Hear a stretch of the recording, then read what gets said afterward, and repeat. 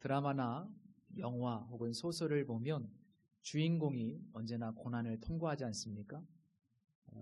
정말 억울한 일을 당하는 경우도 참 많죠.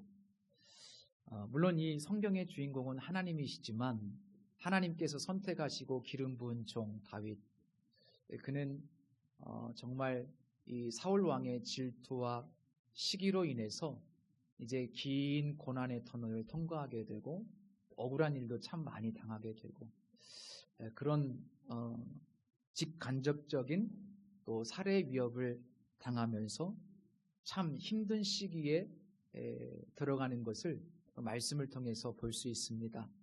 사실 다윗의 입장에서는 매우 억울하고 화가 나는 일일 수 있는데 감사하게도 우리 하나님께서 다윗과 함께 하심으로 그 모든 위기 속에서 다윗을 구원해 주십니다.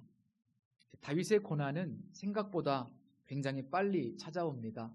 본문 10절 말씀을 보시면 그 이튿날이라고 되어 있는데 여인들이 다윗을 칭송하는 노래를 듣고 난 다음부터 이 사울 왕이 다윗을 죽이려고 합니다. 이 정신적으로 온전치 않은 사울은 시기심과 또 극도의 불안과 두려움을 느끼게 되는데 그런 정신적인 스트레스가 집안에서 정신없이 떠들어대는 이런 이상한 현상을 동반하게 되죠. 16장에 의하면 이전에도 이런 정신적인 문제가 있었고 그것이 계기가 되어서 이제 다윗을 이 궁중의 악사로 불러오게 되는데 그때 이후로 종종 그런 정신적인 그 어떤 이상 현상이 발생하게 되었는데 다윗이 그렇게 위대한 영웅으로 부상하게 되면서 이 사울의 정신적인 스트레스가 더 커지는 것을 볼 수 있습니다. 마침 다윗이 사울을 위해서 악기를 연주하는데요. 이 눈의 가시와 같은 다윗이 그 앞에서 연주를 하고 있는 모습을 보니까 더 마음에 분노가 치밀어 오른 겁니다. 자기도 모르게 그 악감정에 완전히 사로잡히게 되면서 들고 있던 창을 다윗을 향해서 던집니다. 참 끔찍한 일이죠. 그런데 다행히 그 창이 다윗을 비껴가게 되는데 이런 일이 2번이나 반복됩니다. 한 번은 우연일 수 있습니다. 그러나 2번 연속 비껴갔다는 것은 우연이 아니라는 것이겠죠. 성경은 여호와께서 다윗과 함께 하셨기 때문에 다윗이 그 위기를 모면할 수 있었다고 기록하고 있습니다. 이 일을 통해서 사울 왕도 역시 하나님께서 다윗과 함께하고 계시다는 것을 조금씩 더 인식하게 됩니다. 사실 이제 이런 상황이 되면 다윗이 사울을 두려워하는 것이 맞습니다. 창으로 2번이나 던졌지 않습니까? 그런데 성경을 보면 반대로 사울 왕이 다윗을 두려워했다라고 말씀하고 있고 이 두려움은 시간이 지날수록 가중됩니다. 그래서 본문의 마지막 부분에 보면 더욱 사울이 다윗을 두려워했다. 이렇게 기록하고 있습니다. 이 다윗을 죽이려는 직접적인 시도가 실패하면서 사울은 차라리 눈에 보이지 않는 최전방에 보내버리자. 그것이 더 낫겠다. 이런 생각을 했습니다. 그래서 다윗을 천부장에 임명해서 야전지휘관으로 파견하게 되는데 이런 조치는 사실 그 영웅 다윗에게는 적절하지 않은 조치라고 볼 수 있습니다. 어쨌든 다윗은 보내는 곳마다 그가 가는 곳마다 최선을 다해서 자신의 일을 감당하고 성경에 의하면 참 지혜롭게 모든 일을 처리했다고 그렇게 말씀하고 있습니다. 자, 이 말씀이 무슨 뜻인가 하면 지혜롭게 처리했다라고 하는 것은 그냥 그런 의미가 아니고요. 실은 천부장으로 전쟁에 계속 출입하게 되었는데 그 전투에 나갈 때마다 다윗이 승리했다라는 뜻이고 그 승리의 소식이 사울에게 전해졌을까요? 안 전해졌을까요? 계속 전달이 되었겠죠. 그러니까 사울이 그 소식을 들을 때마다 하나님이 다윗과 함께 하시는 것이 너무나 분명하게 깨달아지고, 그로 인해서 사울의 두려움은 점점 더 커지게 됩니다. 사실 이제 전방에 나가서 싸우다가 죽기를 바랬는데 오히려 계속 다윗이 연전연승을 하게 되면서 이 사울의 계획이 다 물거품이 돼요. 그리고 정말 원치 않았던 결과가 일어나게 되죠. 수많은 사람들이 이 다윗이 계속해서 승리하는 모습을 보면서 다윗을 사랑하게 됩니다. 많은 백성들이 다윗을 영시하게 됩니다. 그러니까 어떻게 보면 과거 우리 창세기 요셉의 모습을 보면 하나님께서 요셉과 함께 하셨다고 말씀하고 있잖아요. 그래서 형들이 요셉을 죽이려고 하고 또 팔아넘기고 그런 악한 일을 저질렀음에도 불구하고 하나님께서 그 악을 선으로 바꾸시지 않습니까? 하나님의 모략이라고 볼 수 있는데, 그런 하나님의 모략이 다윗의 삶에도 함께하고 있는 것을 우리가 말씀을 통해서 확인할 수 있습니다. 이후 사울 왕은 블레셋 족속을 이용해서 다윗을 죽이려고 하는 그런 계획을 세우는데, 그야말로 이제 자기 손도 안 대고 코를 풀려고 하는 그런 악한 의도를 가지고 또 다른 계획을 꾸밉니다. 어차피 골리앗을 물리친 전사에게 자신의 딸을 주기로 했습니다. 그렇기 때문에 이 사울 왕은 자신의 딸, 큰 딸이죠, 메랍을 다윗에게 주려고 그렇게 계획을 세우고, 그 계획을 통해서 조건이 뭐냐, 너는 가서 여호와의 싸움을 싸우라 그러면서 전장터로 아주 치열한 전장터로 보내서 골레셋과 전쟁을 하도록 해서 그 블레셋 족속을 통해서 다윗을 죽여야 되겠다라고 하는 그런, 어떻게 보면 이제 사울의 입장에서는 명분도 지키고, 그죠? 손 안 대고 코도 풀 수 있는 그런 계획을 세우는 겁니다. 그런데 19절 말씀해 보십시오. 19절 말씀해 보시면 사울의 딸 메랍을 다윗에게 줄 시기에라고 되어 있는데, 이 구절에 의하면 다윗은 사울의 의도와는 다르게 전쟁에 나가서 또 승리를 거두었던 것 같아요. 결혼시키는 조건으로 또 다시 전쟁터에 보냈는데 블레셋과의 전쟁에서 다윗이 또 승리한 것 같습니다. 그래서 결국엔 결혼이 성사가 되었던 것 같습니다. 그런데 무슨 변덕인지 이 사울 왕은 결혼할 시기가 다 됐어요. 준비하고 있었습니다. 그런데 변덕스럽게 그 딸 메랍을 다른 사람에게 시집 보내버립니다. 아마 자기의 계획이 또 수포로 돌아가니까 아마 화가 났던 것 같아요. 그래서 그런 극단적인 조치, 아주 다윗의 마음을 후비는, 아주 기분 나쁘게 만들고 하는 그런 어떤 정말 이런 조치들을 하는 것을 볼 수 있습니다. 그런데 사울의 입장에서 또 다시 또 한 번의 기회가 찾아와요. 마침 자신의 둘째 딸 미갈이 다윗을 사랑한다는 소식을 듣게 됩니다. 잘됐다. 이번에 또 한 번 그런 같은 방식으로 다윗을 블레셋 사람들의 손을 통해서 죽여야 되겠다. 이런 또 생각을 하고 또 다윗에게 신하들을 통해서 사위가 될 것을 종용합니다. 그러나 이 계획도 또 다시 다윗이 승리해버려요. 전쟁터에 나가서 또 다시 승리하니까 또 수포로 돌아가게 되고, 그러면서 결국 수차례 직간접적인 사울 왕의 시도가 다 물거품이 되고 맙니다. 그러면서 하나님이 다윗과 함께 계시다는 사실을 더욱더 분명히 깨닫게 될 뿐이었고, 그러면서 두려움은 더욱 가중되고 정신적인 스트레스가 더 커지게 되는 그런 역전의 일들이 벌어지게 됩니다. 이 사울 왕을 보면 참 안타깝고 참 불쌍하다는 생각이 들어요. 자신의 목적을 위해서 심지어 자기 딸들의 행복조차도 전혀 고려하지 않는 정말 비인간적인 그런 부모의 모습을 봅니다.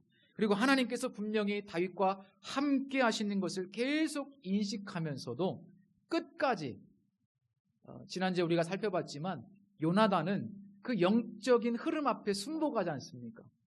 그런데 사울 왕은 끝까지 하나님이 여러 차례 기회를 주심에도 불구하고 이 영적 흐름에 순복하지 않는, 그래서 결국 비참하게 인생을 마감하는 그런 안타까운 삶을 살게 됩니다. 왜 하나님의 주권과 그 영적 흐름 앞에 순복하지 않을까? 왜 그럴까요? 왜 어떤 분들은 하나님의 주권 앞에 순종하지 않을까요? 왜 하나님의 말씀 앞에 반응하지 않습니까? 왜 어떤 분들은 하나님 앞에 엎드려 기도하지 않을까요? 사울을 보면 알 수 있는데 자기가 왕이니까 여전히 자기의 힘과 권력과 물질과 어떤 지혜를 통해서 무엇인가를 이룰 수 있고 무엇인가를 통제할 수 있다는 어리석은 생각을 하고 있기 때문입니다. 이후에도 사울 왕은 포기하지 않고 모든 수단과 방법을 동원해서 다윗을 죽이려고 합니다. 그러나 어떤 방법과 어떤 조력자의 도움이 있을지라도 사울은 결코 다윗을 죽이지 못합니다. 왜냐하면 이 세상을 통제하시고 통치하시고 다스리시는 하나님께서 다윗과 함께 하시기 때문입니다. 많은 사람들이요, 말은 하지 않아도 자신이 생각한 대로, 자신이 꿈꾸는 대로, 자신이 설계한 대로 인생이 사라질 거라고 생각합니다. 굉장한 착각이죠. 자식들도 내가 원하는 대로, 내가 바라는 대로, 혹은 내가 투자한 만큼 잘 될 거라고 생각을 합니다. 그래서 때로 시험 기간이 되면 자녀들 교회도 보내지 않아요. 공부를 강요하거나 학원으로 보내버리죠. 진짜 믿음인지 이제 한 주 후면은 우리 중학생들 시험 기간인데 다음 주에 교회 나오나 안 나오나 이게 이제 중요해요. 다음 주에 교회를 나오나 안 나오나. 이게 무엇이 문제인가요? 내가 내 인생을 혹은 내가 내 자식의 인생을 통제할 수 있다. 내가 무엇인가를 이룰 수 있다라고 하는 굉장히 무서운 사고방식을 사실은 갖고 있는 겁니다. 말은 하지 않지만. 돈이 많은 사람들은요, 하나님을 잘 의지 않는 경우가 제법 있습니다. 왜? 그 돈으로 내 삶을 어느 정도 통제할 수 있다는 생각을 가지고 있거든요. 그래서 돈이 있으면 든든한 거예요. 무서운 착각이죠, 사실은. 권력자들도 마찬가지 아니겠습니까? 그 권력으로 대중들을 내가 통제할 수 있고 내가 원하는 무엇인가를 할 수 있다는 생각을 하는 거죠. 심지어 이 다윗조차도 나중에 왕이 된 후에 우리아의 아내 밧세바를 범하고 간음죄를 저지릅니다. 그의 남편은 저 전장터에 나가 있고 최전방에서 전쟁하고 있으니까 내가 간음해도 내가 왕인데 누가 알겠어? 누가 뭐라고 하겠어? 아마 자기가 통제할 수 있다고 생각했을 거예요. 이 정도쯤이야. 여인 하나쯤이야. 그런데 자신의 통제를 완전히 벗어나요. 밧세바가 임신을 하게 되잖아요. 그리고 너무 깜짝 놀라서 이제 우리아를 불러들여서 내 아이가 아닌 것처럼 꾸미려고 그렇게 알리바이를 만들려고 하는데 내 통제가 안 됩니다. 왕이 얼마나 큰 권력자입니까? 그런데 내 마음대로 안 돼요. 그래서 역시 실패합니다. 그러다가 결국 우리아를 죽이는 끔찍한 자리까지 가잖아요. 그것이 엄청난 죄가 되어서 결국 다윗의 가문과 인생이 그때부터, 물론 하나님이 버리지는 않습니다만 정말 끔찍하게 기울어지면서 형제간의 사륙이 벌어지고 쿠데타가 일어나고 엄청난 죄악의 열매를 거두지 않습니까? 한번 생각해 보십시오. 어느 날 덜컥 암이라는 질병이 내게 찾아왔다고 한번 가정해 보십시오.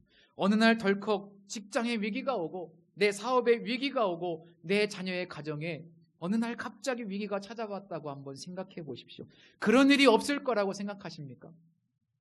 내가 내 마음대로, 내가 원하는 대로, 내 계획대로 뭔가 다 잘 될 수 있다라는 생각을 아직도 하고 계시나요? 내 힘으로 뭔가를 이룰 수 있고 여전히 내가 무엇을 통제할 수 있다는 생각, 그 생각을 좀 내려놓았으면 좋겠습니다. 모든 부와 명예와 권력의 정점에 서 있었던 솔로몬 왕, 그는 인생의 후반부에 많은 것을 깨닫고 시편 127편 말씀을 고백합니다. 1절과 2절에 보면 이렇게 고백합니다. 여호와께서 집을 세우지 아니하시면 세우는 자의 수고가 헛되며 여호와께서 성을 지키지 아니하시면 파수꾼의 깨어 있음이 헛되도다. 여러분, 우리가 무엇인가를 세울 수 있다고 생각하시나요? 내가 이렇게 저렇게 하면 잘 살 수 있다고 생각하십니까? 내 자식들 교회 조금 지금 안 다녀도 직장 생활 잘하고 있으면, 돈 좀 벌고 있으면 잘 살 수 있을 거라고 생각하십니까? 마음에 그런 안정감이 있으신가요? 절대 착각입니다. 하나님 살아계십니다. 우리 인생 우리가 통제할 수 없어요. 우리 자녀들 인생 우리가 통제할 수 없습니다. 왜 우리가 날마다 기도해야 합니까? 내가 내 인생, 내 자녀들의 인생을 통제할 수 없기 때문에, 정말 하나님께 맡겨야 되기 때문에, 그분의 도우심과 그분의 인도하심이 그 자녀들의 삶에 정말 중요하기 때문에, 오늘 본문의 말씀처럼 하나님이 함께 하셔야 되기 때문에, 그래서 우리가 겸손히 하나님 앞에 기도하는 건 아니겠습니까? 그래서 기도가 필요합니다. 그래서 기도하는 사람들이 겸손한 사람이에요. 왜 우리가 하나님의 말씀 앞에 엎드립니까? 내가 내 인생을 통제할 수 없기 때문에. 그러나 분명한 것은 하나님의 말씀대로 되기 때문에. 그래서 우리가 하나님의 말씀 붙드는 거 아닙니까? 세상에서는 그것이 비정상처럼 보이지만, 그러나 우리는 하나님이 세상을 통치하시고 통제하신다는 것을 믿기 때문에, 그래서 하나님의 말씀에 순종하려고 몸부림치는 것 아니겠습니까? 성도 여러분, 어리석은 사울의 길 걷지 마십시오. 아직도 내가 뭐 좀 있으면 내 인생 살아갈 수 있다는 생각, 아직도 내가 내 인생을 경영할 수 있다는 생각, 아직도 내가 내 자녀들 통제할 수 있다는 생각, 물론 그런 분들은 안 계시겠지만 마음대로 안 돼요. 사울의 길 걷지 마세요. 그래서 정말 하나님을 인정하는 것이 진짜 지혜라고 저는 믿습니다. 우리 본문에서 다윗은 점점 더 인기를 얻으면서 이스라엘 왕으로 부상하는 반면에 사울의 집안은 조금씩 기울어집니다. 사울의 모든 노력과 계획이 실패하는 이 내용을 통해서 하나님이 우리에게 무엇을 말씀하고 있을까? 사실 구속사적으로 보면 이 다윗의 승리와 앞으로 이루어질 다윗의 왕국은 사실 다윗의 후손으로 오신 메시아를 상징하고, 메시아를 통해서 이루어지는, 예수님을 통해서 이루어지는 하나님 나라와 그 나라의 승리를 우리에게 보여줍니다. 그러니까 예수님을 통해서 시작된 하나님의 나라, 아주 작은 시작, 변방에서 시작된 이 하나님 나라의 운동, 그 하나님 나라의 운동은 어떤 인간의 방해와 위협과 또는 핍박과 그리고 사탄의 공격이 있을지라도 결국 계속해서 확장되어서 우리가 생각지도 못한 놀라운 풍성한 역사로 이 땅에 완성될 것을 사실은 이 사무엘상 하서가 우리에게 보여주고 있습니다. 마치 우리가 예전에 한참 함께 나눴던 사도행전의 신학적인 관점과 굉장히 비슷해요. 핍박에도 계속해서 복음이 전해지잖아요. 교회가 세워지지 않습니까? 이게 역사를 바라보는 굉장히 중요한 관점입니다. 단적인 예를 들어보겠습니다. 2002년도에 중국은 전 인민대표회의에서 강령 하나를 바꿨다고 합니다. 바뀐 강령은 종교인도 공산당원이 될 수 있다는 내용이었습니다. 이것은 굉장히 충격적인 사건이에요. 공산당이라고 하는 것, 사회주의는 종교를 인정하지 않습니다. 그런데 종교인도 공산당원이 될 수 있다. 사실 중국 공산당이요, 기독교를 굉장히 핍박한 것 잘 알고 계실 겁니다. 얼마나 핍박이 심했는지 지금도 물론 그렇습니다만 30년 전쯤에 모든 예배를 금지시켜버렸어요. 신학교와 예배당을 폐쇄해버렸습니다. 선교사님들을 다 쫓아냈습니다. 그리고 목사님들을 다 감옥에 가둬버렸어요. 얼마나 핍박했는지 몰라요. 그런데 놀랍게도 시간이 지나면서 확인해 보니까 기독교 인구가 무려 4배 이상 성장했다는 거예요. 핍박을 하면 할수록 더 놀랍게 성령의 역사가 강력하게 일어나고 지하교회에서 막 엄청난 부흥의 역사가 일어나고 심지어 막 죽은 사람도 살아나는 초대교회에서나 있었던 그런 일들이 이 중국 지하교회에서 막 일어나는 겁니다. 그래서 중국이 개방하고 난 다음부터는 예배를 드리게 했어요. 그런데 온갖 걸림돌을 만들어 놨어요. 제약이 너무 많아요. 그래서 교회가 부흥하지 못하도록 그렇게 했습니다. 그 중에서도 가장 결정적인 것이 바로 종교인은 공산당원이 될 수 없다는 강령이었던 겁니다. 여기서 말하는 종교인은 사실 기독교인을 말하는 거예요. 공산당원이 될 수 없다? 그러면 출세길이 막히는 거 아닙니까? 어떤 한계가 있잖아요. 그런데 놀랍게도요, 그 출세를 포기하고 예수 믿겠다는 사람들이 너무 많이 늘어나는 거예요. 심지어 장군이 되는 것을 포기하고 예수를 믿겠다는 사람도 있었답니다. 또 우리나라 국회의원과 같은 그 인민대표회의 의원, 그 얼마나 높은 자리입니까? 어떤 분들은 나 그거 안 하겠다. 예수를 믿기 때문에 그것도 포기하겠다. 예수 믿는 사람들이 그렇게 늘어나고 포기하는 역사가 일어나니까 결국 중국 공산당이 어떻게 할 수가 없는 거예요. 그런 사람이 한두 명이 아닌 거예요.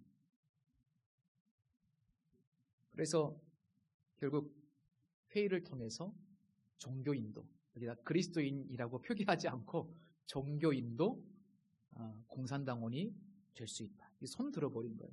규정을 바꿨습니다. 이게 물론 단적인 예일 수 있어요. 그런데요, 결국 누가 승리합니까? 공산당이 승리합니까? 세상 나라가 승리합니까? 아니요. 결국 보면 결론은 하나님이 승리하시고 하나님의 나라가 승리하는 겁니다. 하나님의 나라가 결국 완성됩니다. 우리는 그 풍성함을 나중에 목격하게 될 것인데 그때 우리는 깜짝 놀랄 거예요. 내가 드렸던 그 눈물의 중보기도가 하나님 나라에 어떤 열매를 맺는지 우리는 그때 확인하게 될 겁니다. 우리가 간절히 수고했고 헌신해서 하나님 앞에 드렸던 그 모든 헌신들이 그날에 세계 곳곳에서 어떤 열매를 맺는지, 우리가 지금 선교사를 위해서 기도하는 것, 그 기도 하나, 우리가 드린 선교의 예물, 작은 것이지만 그것을 통해서 하나님께서 어떻게 역사하셨는지 우리는 똑똑히 그날 보게 될 줄로 믿습니다. 그 확정된 미래입니다.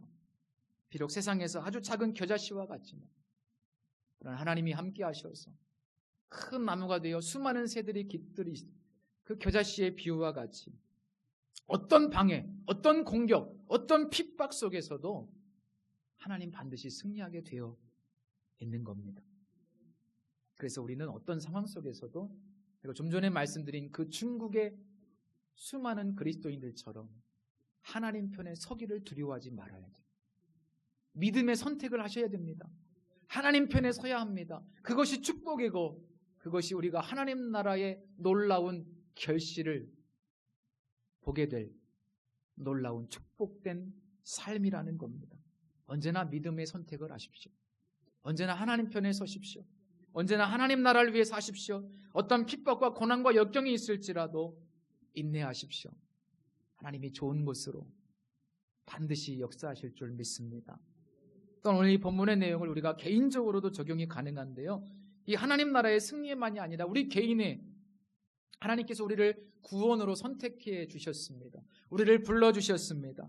그렇다면 우리를 향한 하나님의 목적과 계획이 분명히 있을 텐데 그것을 하나님께서 반드시 이루어 가실 줄로 믿습니다. 우리를 선택하신 하나님의 목적과 계획을 우리는 잘 몰라요.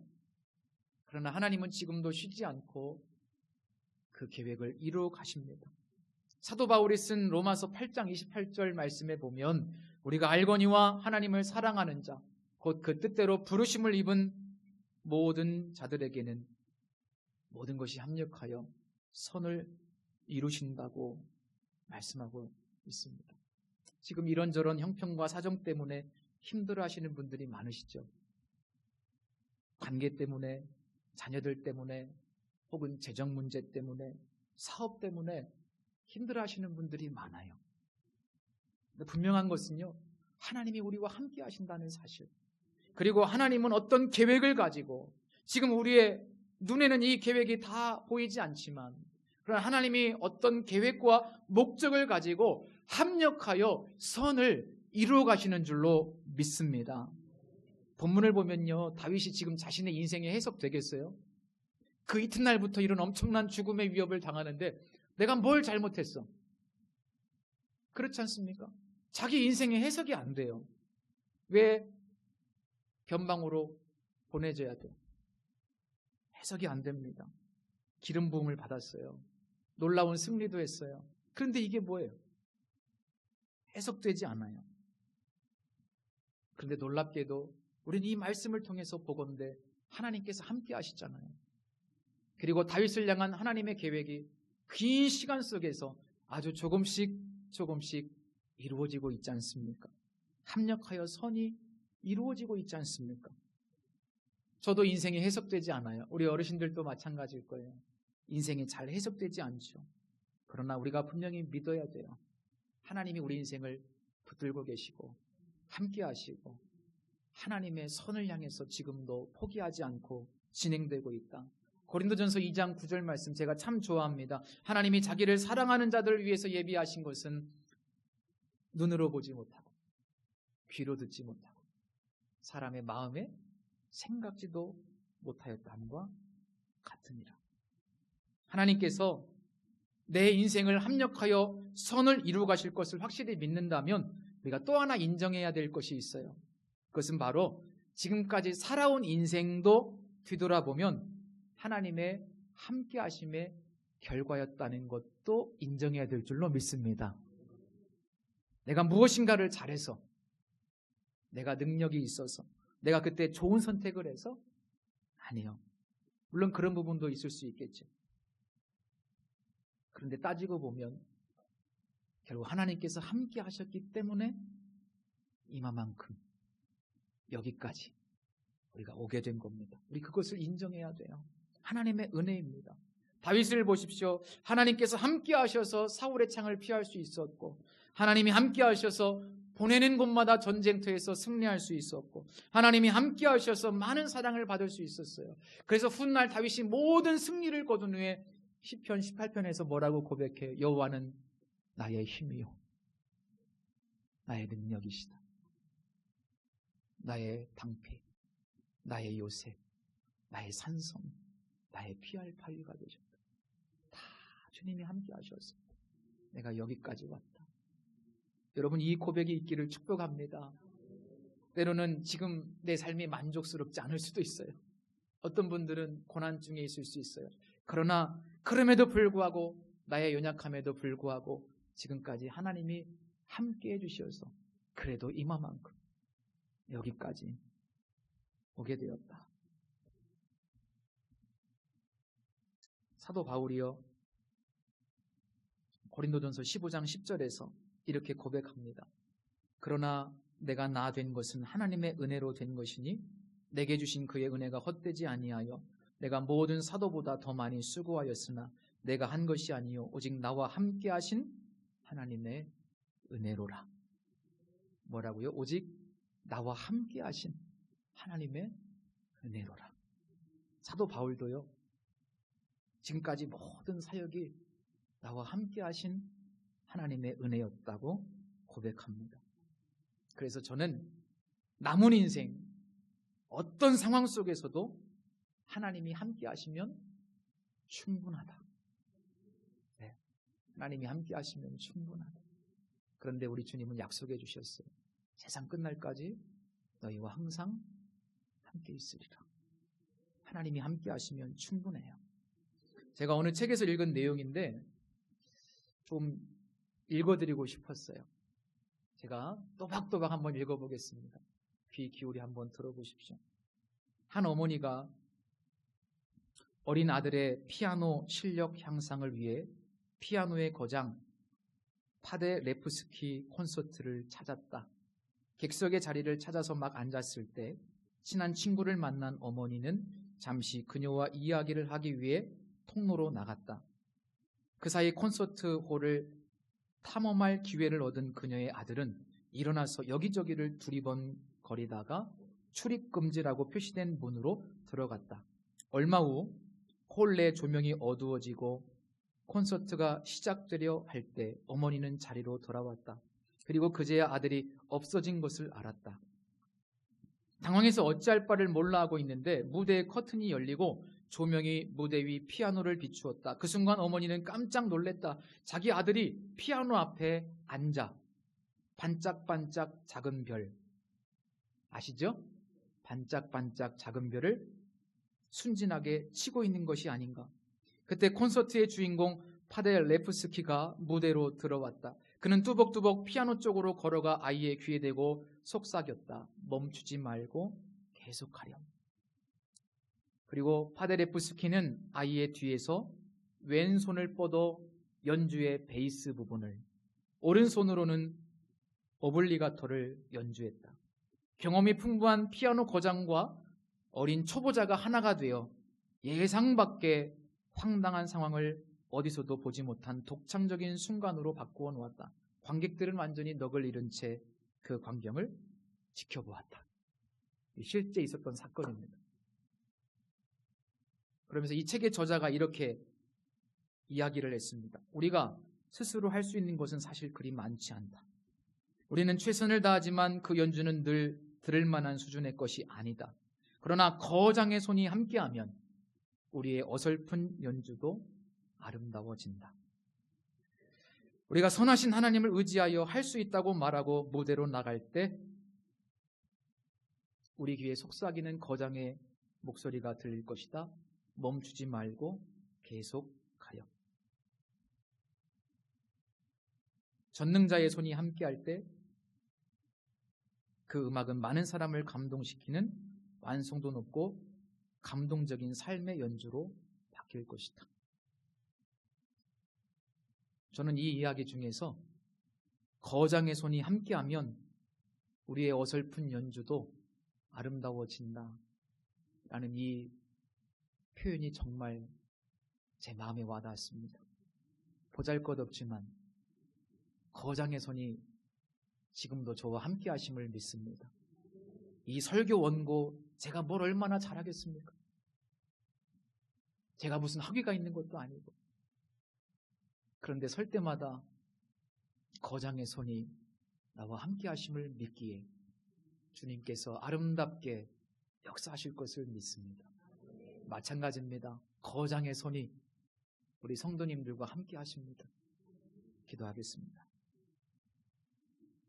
하나님, 우리는 실수하고 넘어지고 실패하고 죄를 짓고 어리석고 때로는 순종하지 않고 때로는 기도하지 않지만 그러나 다시 우리를 붙들어 주시고 우리와 함께 하시며 다시 우리를 세워주시는 주님의 손길, 어려움 속에서도 함께 하시고 위기 가운데 피할 길을 주시기도 하시며 때로는 위로와 용기를 주시고 좋은 사람들을 통해서 격려받게 하시는 주님, 때로는 물질 때문에 어렵지만 또 하나님 예상치 못하게 필요한 것을 공급하시는 하나님, 늘 함께 하시면서 우리의 삶을 아름답게 아름다운 연주로 만들어 가시는 하나님, 하나님이 영원토록 함께 하심을 믿습니다.